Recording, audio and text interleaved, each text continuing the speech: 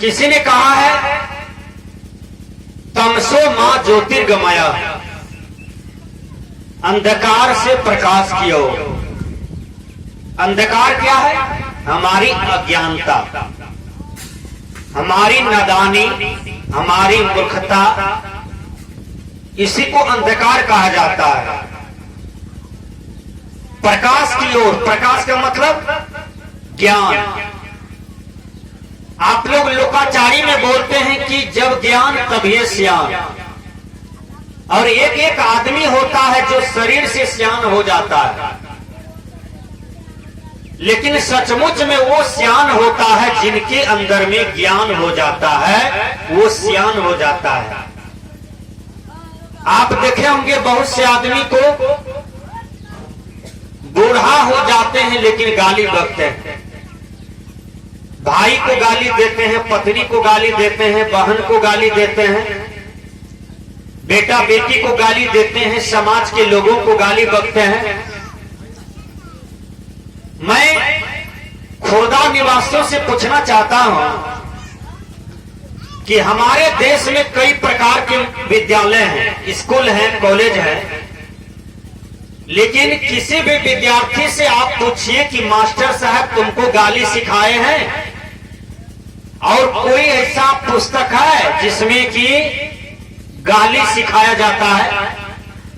गाली वाला कोई पुस्तक है? आप लोग बाजार से खरीद करके लाइए और बच्चों को पढ़ने के लिए दीजिए कि बेटा गाली सीख करके रखो, जब पड़ोसिया से लड़ाई होगा तो गाली देना। बोलिए, ऐसा होता है? नहीं होता है। लेकिन आज प्रायः आदमी के मुख से देखिए गाली निकलता है, और जिस गाली से दिमाग अशांत होता है, पहले अपने जीवन से लीजिए। यदि आपको कोई गाली देता है, आपको अच्छा लगता है सुनने में? जब आपको अच्छा नहीं लगता है तो आप किसी को गाली देते हैं तो उनको अच्छा लगता है? नहीं लगता होगा। इसलिए अपने मुंह से गंदा शब्द को कभी नहीं बोलना चाहिए, और जहां तक प्रयास हो कि हमारे अंदर में जो दुर्गुण है, अवगुण है, मैं उनका त्याग करूं, मैं उनका सुधार करूं। इसी को सत्संग कहा जाता है। मैंने कहा कि आज हमारे राज्य सरकार, केंद्र सरकार किसी भी विद्यालय में गाली का प्रशिक्षण नहीं दिया, गाली वाला पुस्तक नहीं निकाला, लेकिन आज मां लगा करके गाली, बेटी लगा करके गाली देना, और दादा दादी लगा करके गाली देना। एक दिन हम रास्ते से जा रहे थे, एक माता जी दूसरे माता को गाली दे रही थी और कह रही थी कि तोहर बेटा का हंडी में उसनबो। विचार कीजिए, तोहर बेटा का खैबो।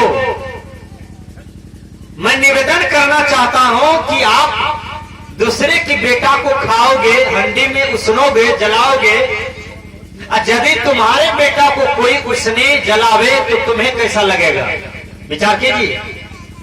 धर्म स्वरूप बाबा शब्द प्रकाश में लिखे हैं कि जो व्यवहार अपने प्रति किया जाना अच्छा समझते हैं, वही व्यवहार दूसरों के साथ भी करना चाहिए। देखिए कितना बढ़िया शब्द है। कोई आदमी नहीं चाहता है कि हमारी बहू बेटी के साथ छेड़खानी करे, कोई आदमी नहीं चाहता है कि हमारे बहन बेटी के साथ बलात्कार कर ले, कोई आदमी नहीं चाहते हैं कि हमारा जमीन बेईमानी कर ले, कोई आदमी नहीं चाहता है कि हमारा रुपया चोरी हो जाए, कोई आदमी नहीं चाहता है कि हमारे धन संपत्ति मट्टी में चला जाए। जब आप नहीं चाहते हैं तो आपका भी अधिकार नहीं बनता है कि हम दूसरे जीव को कष्ट दें और दूसरे को सतावें। विचार कीजिए। आज मैं जिस पद पर देखता हूं, डीएम है, कलेक्टर है, एसपी है, बीडीओ है, कर्मचारी है, मास्टर है, वो उसी पद में घोटाला कर रहे हैं। विचार कीजिए। मैं एक हेडमास्टर को देखा, मोटरसाइकिल पर अरबा चावल ले जा रहा है बेचने के लिए। मैंने कहा कहां से लाए हो भैया? ये अरवा चावल तो डीलर के यहाँ रहता है। तो वो तो समझ गए कि ये तो साहब हैं, इनसे झूठ बोलना अच्छा नहीं है। कहा बाबा मैं तो हेड मास्टर की पद पर हूँ और विद्यालय से ला रहा हूँ। अरे इतना घोटाला नहीं करेंगे तो पेट कैसे भरेगा। अब विचार कीजिए, वो विद्यार्थी का हक मार करके धन जमा करना चाहता है। कैसा मास्टर है। अब वीडियो है, अब वीडियो को घूस दीजिए तब आपका कोई काम होगा। डीएम थाना प्रभारी को कोई घूस दीजिए तो आपका काम होगा। ये सारे चोर बैठे हुए हैं। जब तक अपने अपने व्यवहार को ठीक नहीं करेंगे, ये बड़े लोग, ये पद पर रहने वाले लोग जो जनता की भलाई के लिए बैठे हैं, जनता की सेवा के लिए बैठे हैं, वही जनता को लूट भी रहे हैं, वही जनता को भय दे रहे हैं, वही जनता को डर भी दिखा रहे हैं। इसलिए किसी शायर ने कहा, आदमी की शकल से अब डर रहा है आदमी, आदमी ही मरता है और मर रहा है आदमी, आदमी को मारकर घर भर रहा है आदमी। समझ में आता नहीं संत महात्मा को क्या क्या कर रहा है आदमी। ये आदमी पता नहीं क्या क्या कर बैठता है, इसका कोई गारंटी नहीं है। विचार कीजिए, आज मैं निवेदन करता हूं, मैं अक्सर देखता हूं कि आदमी ऐसा ऐसा कौन काम नहीं है जो आदमी कर बैठता है। ये आपके गांव गली में जो कचरा होता है, गंदगी होता है, इनको साफ कौन करता है। इनको साफ शुगर करता है। आप देखे होंगे शुगर को, जो गंदगी खाता है शुगर, और कुत्ता को भी देखे होंगे गंदगी खाता है। कुत्ता को कौन खा जाता है, कुत्ता को मनुष्य खा जाता है। शुगर को कौन खा जाता है, मनुष्य खा जाता है। आप देखे होंगे मुर्गा मुर्गी है, वो भी गंदगी खाता है, और मुर्गा मुर्गी को कौन खा जाता है, ये मनुष्य खा जाता है। अब विचार कीजिए, ये मनुष्य कौन ऐसा काम नहीं है जो कर बैठता है। घिनौना घिनौना काम ये मनुष्य कर बैठता है। इसलिए हमने कहा अंधकार से प्रकाश की ओर, जिसको ऋषिकार ने कहा तमसो मां ज्योतिर्गमया, यानी अंधकार से प्रकाश की ओर। हम अज्ञान में हैं। जैसे किसी बच्चे के सामने गेहूमन सांप आ जाए, क्या वो बच्चा को बोध है कि ये गेहूमन सांप है। वो उनको पकड़ सकता है, उनको गोद में ले सकता है। उसी प्रकार जो अज्ञानी आदमी होता है, चाहे वो किसी भी जात पात का हो, किसी भी संप्रदाय का हो, किसी भी देश का हो, जो अज्ञानी आदमी होता है वो कोई भी कुकर्म कर बैठता है, और जब वह कर्म का परिणाम निकलता है तब वो आदमी पछताता है। इसलिए मानव जीवन में ज्ञान चाहिए। जब ये ज्ञान तब ये स्यान। इसलिए जब तक ज्ञान नहीं हुआ है तब तक आदमी सयान नहीं हुआ है, तब तक आदमी बड़ा नहीं हो पाता है, तब तक आदमी ऊंचा नहीं प्राप्त कर सकता है, ऊंचा फल को नहीं चूस सकता है, नहीं चख सकता है।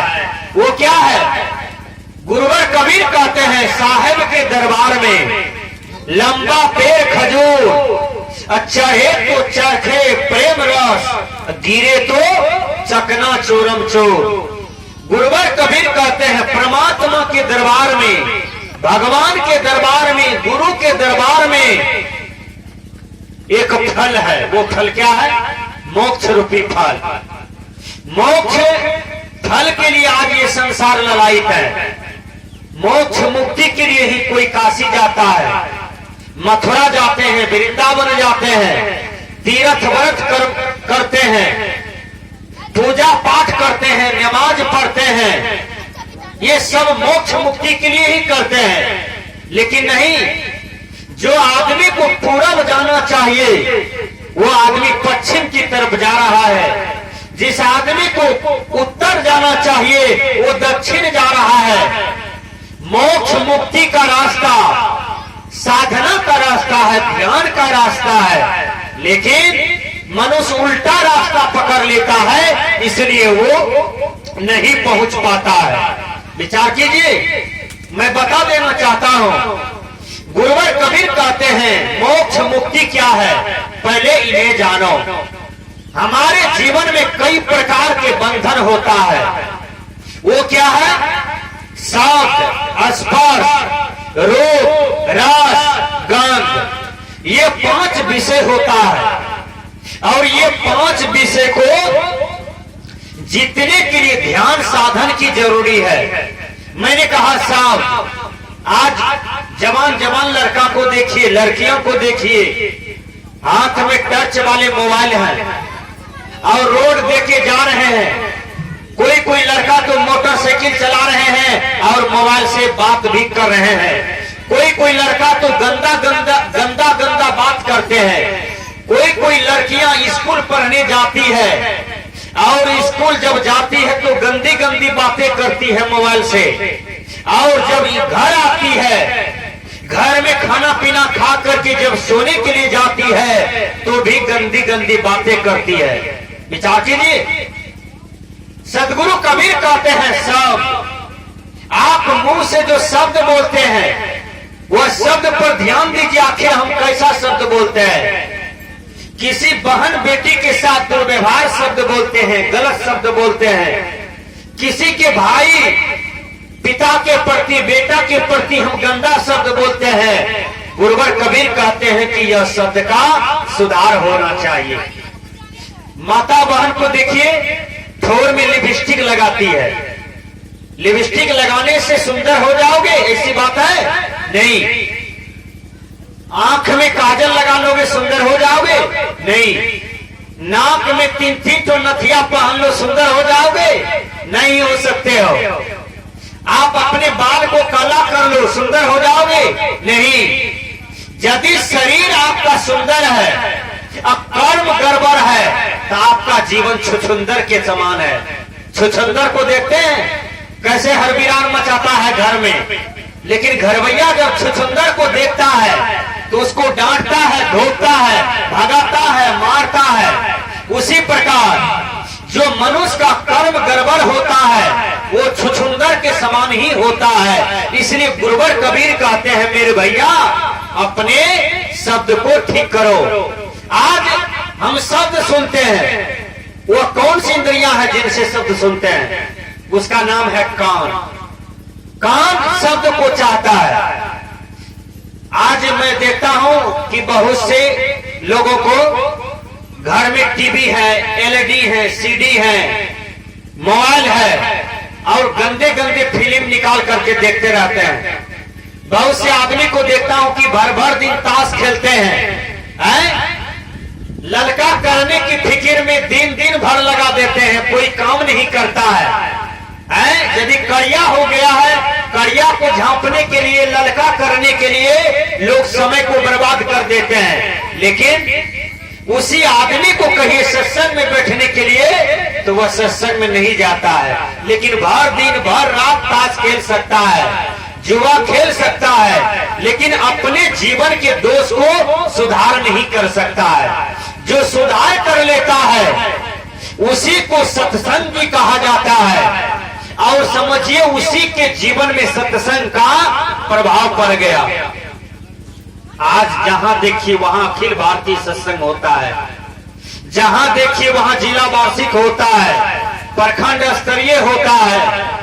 मैं निवेदन करता हूं कि आपने इतना सत्संग किया, आपने बीड़ी पीना छोड़ा है?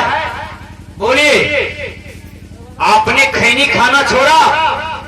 आपने सिगरेट पीना छोड़ा? आपने चाय पीना छोड़ा? आपने गाली बकना छोड़ा? आपने मांस मछली खाना छोड़ा? आपने पड़ोसी को खुश किया? कभी नहीं। आप अपने भाई को प्रणाम करते हैं? आप अपने माता पिता को प्रणाम करते हैं? आप अपने सास ससुर को प्रणाम करते हैं? नहीं भाई। तो सत्संग आप कौन सी का सत्संग करते हैं? बोलिए। जो सत्संग करते हैं उसको सत्य व्यवहार के साथ रमन करना चाहिए। जो सत्संग नहीं करते हैं, जो अज्ञान में है, नादान है, मूर्ख है, उनसे जब किसी भी प्रकार की गलतियां हो जाती है तो वो क्षम्य है। लेकिन जैसे एक बच्चा का उदाहरण मैं देता हूं, एक बच्चा आग में भी हाथ दे सकता है क्योंकि उसको अग्नि का बोध नहीं है। एक बच्चा पानी में डूब सकता है, नहर नदी नाला में, क्योंकि उसको ये बोध नहीं है कि इसमें कितना पानी है, इसमें जाने से हम डूब जाएंगे। ठीक उसी प्रकार ये अज्ञानी आदमी होता है जिनको ये बोध नहीं है कि हम इसमें डूब जाएंगे। इसलिए संस्कृत के विद्वान ने कहा तमसो मां ज्योतिर्गमय, मतलब अंधकार से प्रकाश की ओर। अरे मेरे दुनिया के लोगों, तुम अंधकार को त्याग करके प्रकाश की ओर आ जाओ, मतलब ज्ञान में आ जाओ। भगवान बुद्ध ने कहा अप्पो दीपो भव, अपने जीवन में प्रकाश स्वयं फैलाओ, अपने जीवन में ज्ञान पैदा करो। वो ज्ञान कहाँ मिलेगा? तो संत महापुरुष के पास मिलेगा, सदगुरु के पास मिलेगा।